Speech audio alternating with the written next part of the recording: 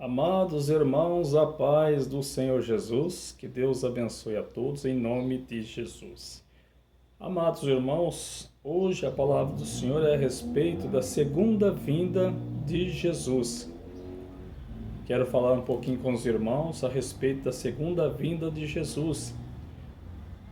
A primeira vinda, Jesus veio, pagou os nossos pecados, morrendo na cruz do Calvário, cumpriu o seu ministério e subiu ao Pai, está à direita do Pai. A segunda vinda, ele vai vir totalmente diferente. Ele vai vir com todo poder e glória, não mais para ser morto, nem crucificado, mas agora para acerto de conta. Mas para nós entendermos, amados irmãos, a segunda vinda de Jesus, eu preciso dizer aqui aos irmãos, para quem não sabe ainda, sobre os eventos que tem que ocorrer, que acontecer para chegar na volta de Jesus. Bom, Mateus 24, você pode ler na sua Bíblia, Jesus vai falar dos princípios das dores. E que esses princípios das dores, essas dores iam aumentando. É o que está acontecendo. Cada dia que passa está aumentando os problemas na terra, as dificuldades, enchentes, de tsunamis, doenças, mortes. Os irmãos sabem como está a terra, cheia de violência. Isto é o princípio das dores que Jesus falou em Mateus 24. Aí, o apóstolo Paulo vai falar em 2 Tessalonicenses, capítulo 2, versículo 3, a respeito da apostasia, da frieza espiritual, que tinha que acontecer, que vai acontecer antes do arrebatamento. Então, o primeiro é o princípio das dores, que Jesus falou em Mateus 24. O apóstolo Paulo está falando em 2 Tessalonicenses, capítulo 2, versículo 3. Você pode ler na sua Bíblia. Que ia vir primeiro a apostasia e depois se manifestar o filho da perdição, o anticristo. Que não seria assim antes que venha a apostasia e se manifestasse o filho da perdição. O arrebatamento não se daria antes desses dois sinais. É por isso que eu vou ver amigos pregadores pregando que o arrebatamento pode ser a qualquer momento e não tem base bíblica. O apóstolo Paulo diz, não será assim antes que venha a apostasia e se manifeste o filho da perdição, o filho do pecado, que é o anticristo. Está em 2 Tessalonicenses, capítulo 2, versículo 3. E no 2 Tessalonicenses, capítulo 2, versículo 2, o apóstolo Paulo fala que não é para marcar tempo ali e nem ficar se desesperando. Tem muitos marcando tempo para os eventos, as profecias de Deus, e nem Deus marcou o tempo. Eu só vejo o tempo marcado na Bíblia, duas profecias. A primeira é a grande tribulação que Daniel fala no capítulo 9, versículo 27, da semana profética, que ali é 7 anos da grande tribulação. Então isto marca. Depois vai marcar o evento do milênio, 1000 anos. São os dois eventos que a Bíblia marca. Só. Agora, tem muitos marcando o tempo, dia, hora, nem Deus marcou. Então, para se dar o arrebatamento, tem que acontecer a apostasia e manifestar o filho do pecado, o filho da perdição. Então, aí, em 1 Coríntios, capítulo 15, versículo 51 ao 54, os irmãos vão ver ali o arrebatamento. Seremos transformados no abrir e fechar de olhos. Seremos arrebatados. Os irmãos também vai ver em 1 Tessalonicenses, capítulo 4, versículo 15 ao 17, falando da nossa reunião com Jesus. Este é o arrebatamento. Os 3 sinais para acontecer o arrebatamento é os princípios das dores, apostasia, que é a frieza espiritual. No grego quer dizer a maioria. É a maioria das pessoas que vão se esfriar. Vamos tomar cuidado com essa frieza espiritual, meus irmãos.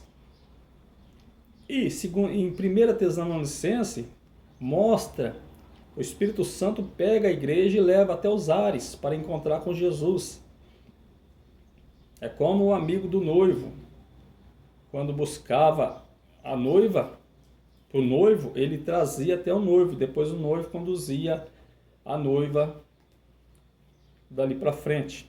Então o Espírito Santo, em 1 Tessalonicenses capítulo 4, 15 ao 17, mostra que o Espírito Santo sai com a igreja, isto é o arrebatamento, e leva até os ares, porque no arrebatamento Jesus não vem aqui. Ele desce dos céus até os ares. E dali o Espírito Santo leva e ele conduz a igreja. No arrebatamento, Jesus vem para a igreja. Para a igreja. Para levar a igreja, para levar a noiva. Na volta de Jesus, Jesus vem com a noiva. Já vem com a noiva. Por quê? Porque quando Jesus voltar depois da grande tribulação, aí também tem os eventos. Ocorrerão os eventos. A igreja vem com Jesus, acontece a guerra do Armagedon, uma guerra muito horrível, onde a Bíblia vai dizer em Apocalipse que o sangue vai subir ao freio dos cavalos, né? Vai ser Jesus vem mesmo, não mais para ser morto, ser apanhado, para apanhar, mas agora ele vem para acerto de conta. Ele pisará os ímpios como pisa a uva no lagar. Ele vai vir com ira contra aqueles que rejeitou ele. E a igreja vem junto. Então, Jesus volta com a igreja, acontece a guerra do Armagedon, depois acontece o milênio. Acontece o milênio, 1000 anos de paz.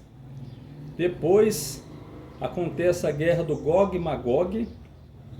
Depois juízo final. E depois novos céus e nova terra. Então, para os irmãos entenderem aí os eventos, né? Os eventos. E o apóstolo Pedro, ele vai falar aqui a respeito do dia do Senhor, da segunda vinda. Olha o que ele diz no capítulo 3 de 2 Pedro, versículo 7. 2 Pedro, capítulo 3, versículo 7. Mas os céus e a terra que agora existem, pela mesma palavra, se reservam como tesouro e se guardam para o fogo até o dia do juízo e da perdição dos homens ímpios. Então a terra que nós vemos, que nós vivemos hoje, os céus que nós vemos, ele está tesourado, guardado como tesouro para ser destruído. É o dia de acerto de conta de Jesus com a humanidade. É o dia que vem ardendo com fogo e não sobrará nem ramo nem raiz até o juízo. O Senhor vai vir com grande ira, né? Glória a Deus e aleluia. E no versículo 8: mas, amados, não ignoreis uma coisa, que um dia para o Senhor é como 1000 anos, é 1000 anos como um dia. Não é para nós ignorar o tempo de Deus, amados irmãos, porque o tempo de Deus não é o nosso, é diferente, totalmente diferente. Por exemplo, o relógio do Senhor trabalha com almas, não com horas que passam. Então, tem muitas pessoas que eles ficam apavorados. Jesus está voltando, né? Vai ser agora. O apóstolo Paulo fala para não ficar preocupado, marcando tempo, desesperado, né? Para esperar o tempo certo das profecias se cumprir. Muitos já querem que as profecias se cumpram correndo, aí ele fica apavorado, está quase chegando, está acontecendo. E ali ele acha que está apavorado e Deus também vai ficar apavorado lá no trono. Eu tenho que cumprir, que meu servo está falando que eu tenho que correr. Não, Deus não se emociona com isso. Deus não tem pressão alta. Deus não fica marcando o tempo nosso, porque nós está apavorado, ele tem que voltar correndo, não. Até porque, amados irmãos, o Senhor não está com pressa de voltar correndo e deixar o povo para trás. Ele quer que o povo se arrependa. O apóstolo Pedro fala isso. Então, para você que marca, daqui a poucos meses não vai embora, o tempo passou e não veio nada. Esse ano vai acontecer o arrebatamento, passou e não veio nada. Por quê? Porque você está fora da Bíblia, é uma heresia. Deus não deixou tempo marcado. E um dia para o Senhor é como 1000 anos. E 1000 anos como um dia. É o tempo dele. Entende?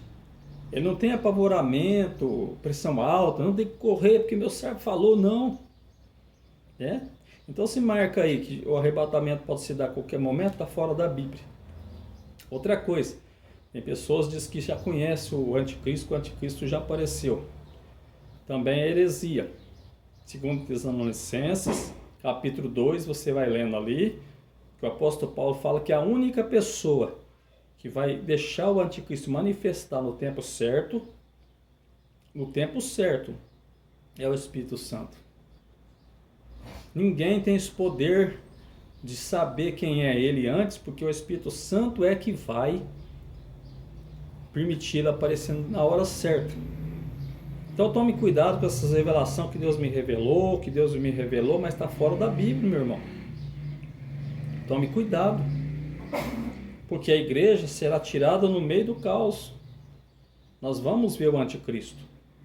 Só que não é aquele período horrível, porque o anticristo vai chegar dando de bonzinho, dizendo que é Jesus. Daniel fala que nos 3 anos e meio que a coisa vai esquentar. Ali que vai esquentar, porque aí o anticristo fala que não é Jesus mais, que é Deus, e senta no trono, querendo ser Deus. O trono que vai ser construído em Jerusalém. Inclusive já tem vários ali, algo feitos ali já, candelabros, as coisas já estão sendo prontas ali, sacerdotes, novilhas malhadas já tem lá, que vai servir para o sacrifício. E também nos 3 anos e meio horrível, vai ter o anjo que vai anunciar o evangelho e as 2 testemunhas. Apocalipse 11, os testemunhas profetizarão, pregarão o evangelho durante 3 anos e meio, os últimos anos, da grande tribulação. Então vamos tomar cuidado com essas